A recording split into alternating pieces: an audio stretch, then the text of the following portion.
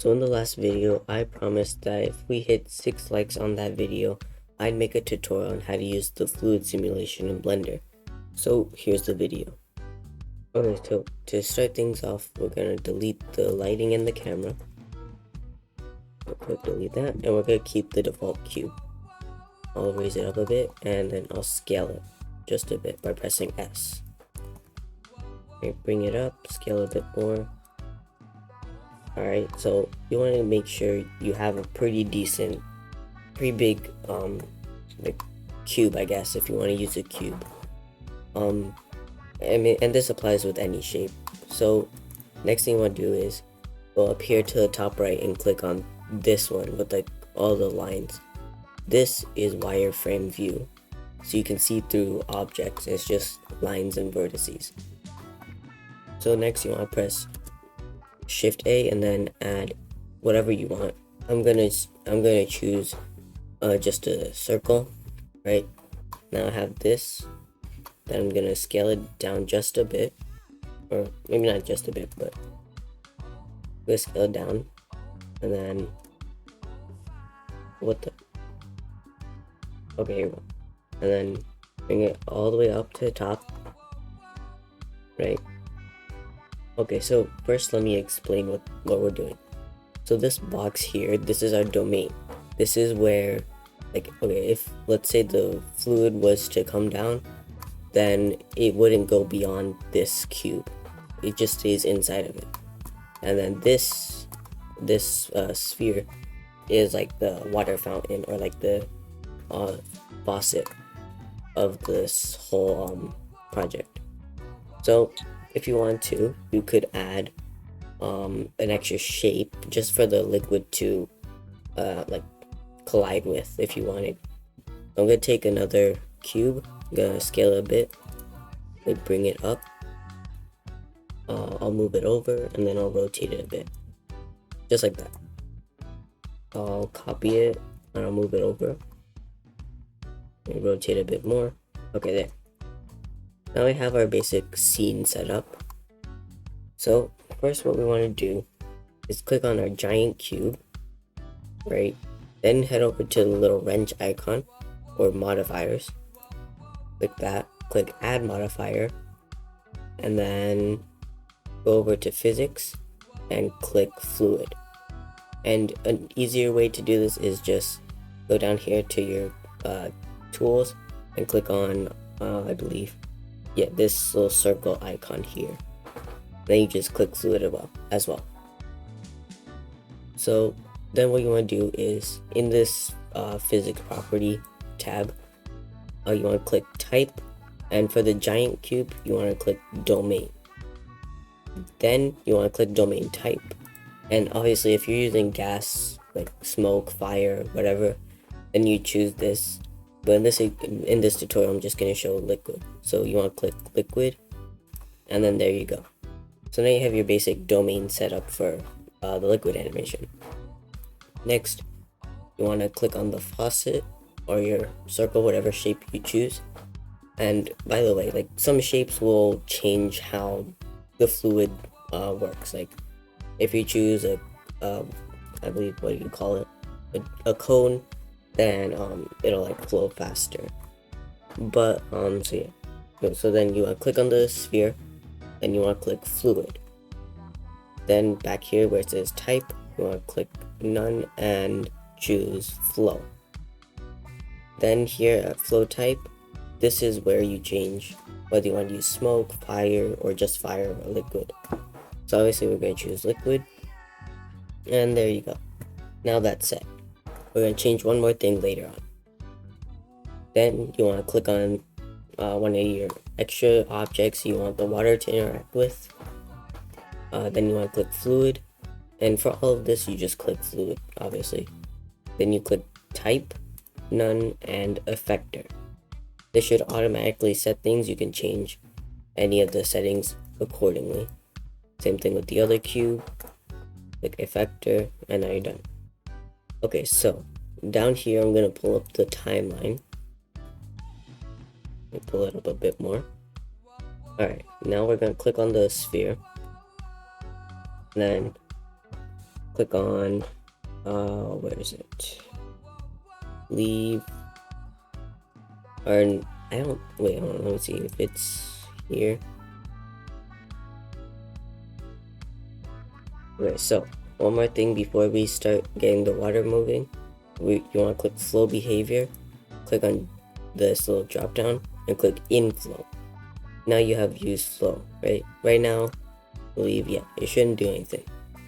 So what you want to do is, let's start at frame, let's just start at frame 30. And you want to go over here where it says use flow. You see this little dot here? This is just to keyframe, so it plays the animation. So I'm gonna click animate property, and then just go one frame over and press it again. Now if I move the timeline back, you should see, wait here. Just gotta change this, I believe. Okay, it should work now. You may need the, okay, here. Yeah, you may need the timeline to run through entirely, but you can see here, right now it's just particles, but we'll change that in a second. So you can see here, it's a bit laggy, for me, personally. If you have a better computer, it'll definitely run better.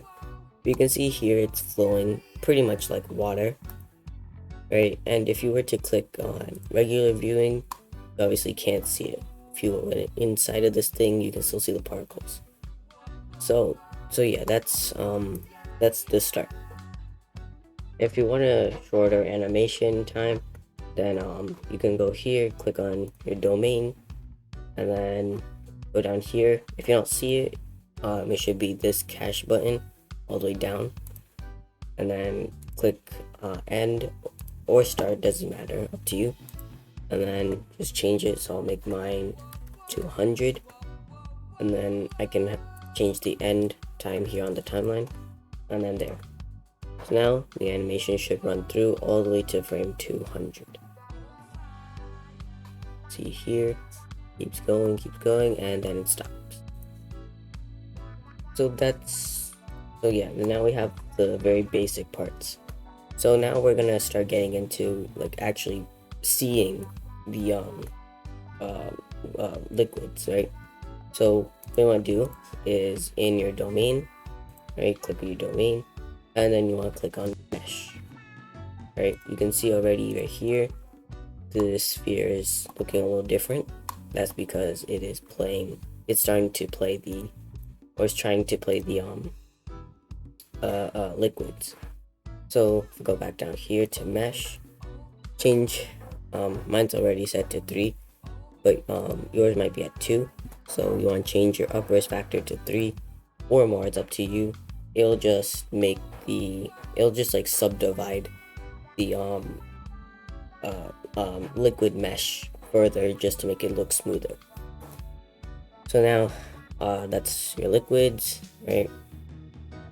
And then use speed vector. This will make it so like it splashes around better, just like actual water, right? And then so yeah, now if we play and see trying to run through, and here you should be able to see the liquid forming. And pause it real quick. If you go over to your normal view right up here, then you should still be able to see. And you can see if it go back the vector. Yeah, this one real just a little there.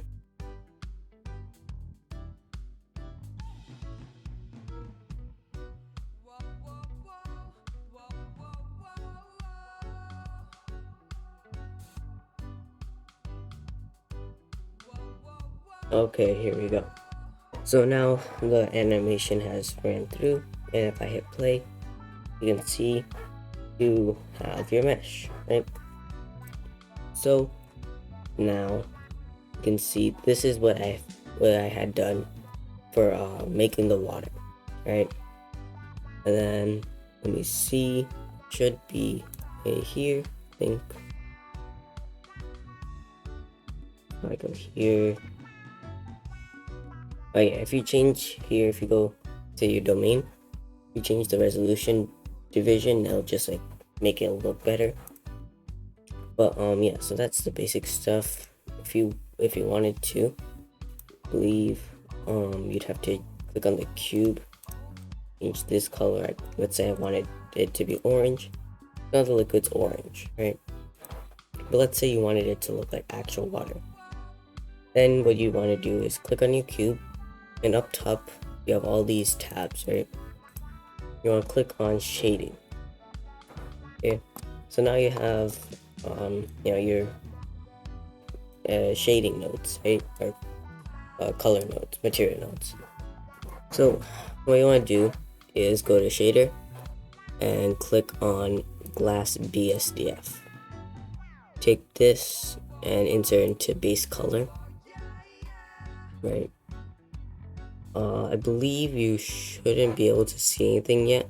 I think if I move in the frame now, you can see it.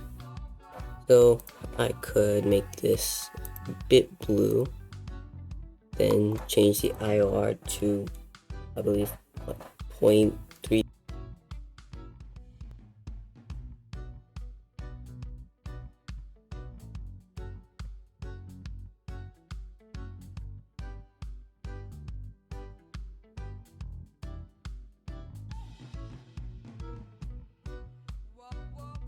What do you call it? Depending on what your HDRI like theme is or like setting is, it'll change how the water looks. So if you want like more of a sunset kind of color, it'll make it a little orangey maybe. But here, let me grab this lakeside one, and let me let it load a bit. It might take a while. It doesn't load, there might be something wrong with it. I think there's something wrong with the one I'm using, so I'll use a different one. Let me find one here. Let me try this. I'm not entirely sure why it's not working.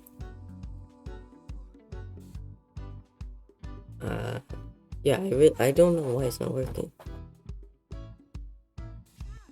I mean, this isn't what I had for my video. Why is it showing this? I'll cut back once I figure this out. Okay guys, so I'm not entirely sure why my rendered view looks like this. I've done the exact same thing. I just headed over to shading, and then I added my HDRI as an image texture, connected everything up, but it some reason looks like this. If you know why it looks like this, let me know in the comments. But I guess one thing you could do is to get rid of this bluish background. You could go here into rendered properties, this little TV thing, click film and then transparent. But yeah, I'm not entirely sure why it looks like this. It's like a cartoon. But yeah, if you know, let me know in the comments. But yeah, so this is pretty much how I made the water simulation. Oh yeah, and then you must be thinking, well, what about the honey? You said you want to show the honey. I mean, there's nothing much to the honey. It's the exact same thing, except like on the domain.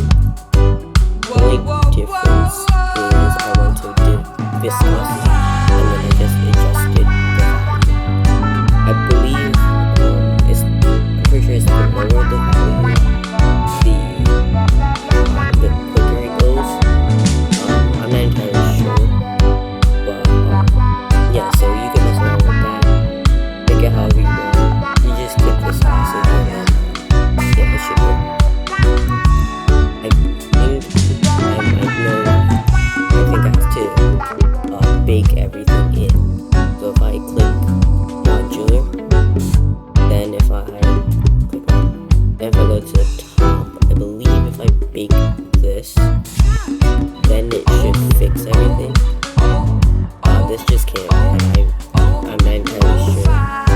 this doesn't work, like I said, just tell me in the comments, because I've done the exact same thing, and I'm not entirely sure why it's any different.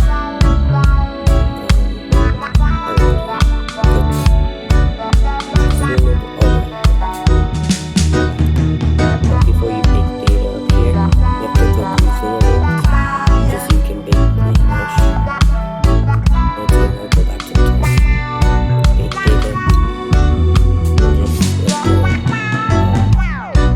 Like if I do a spin, it shouldn't take too long. Doesn't matter how good your computer is. Just in general, it shouldn't take too long. As you can see, I'm almost done. I believe the mesh might take a little longer. That will have to do with the PC. So you go down here to mesh.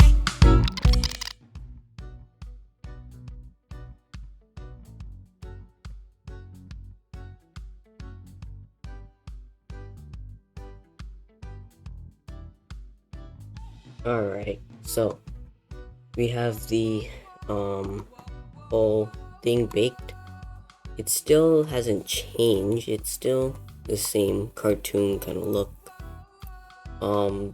But either way, you should still bake it, just make sure everything's fine.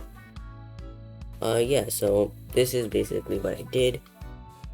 Like I said, this is probably like the 10th time I've said this. I don't know why the rendered view is different, but yeah, so that's the video. Hope you enjoyed, and yeah, I'll see you in the next video.